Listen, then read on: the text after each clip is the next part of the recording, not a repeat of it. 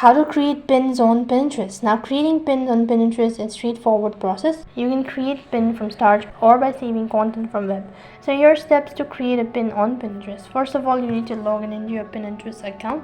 So after you're logged into your account, go to your profile page, and over here you need to click on the create or the plus button located right on top.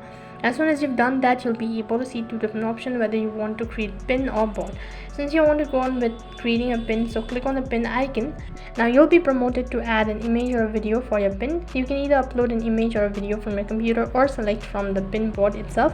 After you're done selecting it, write a description or title for a pin. This should be concise and relevant to your content you're sharing. Here you need to type in the title, you need to add a description. You can also add a link if you want. You can also pick a board. You can add a related topics and all that. And as soon as you're done with that, click on the publish button, and then you've successfully created your pin.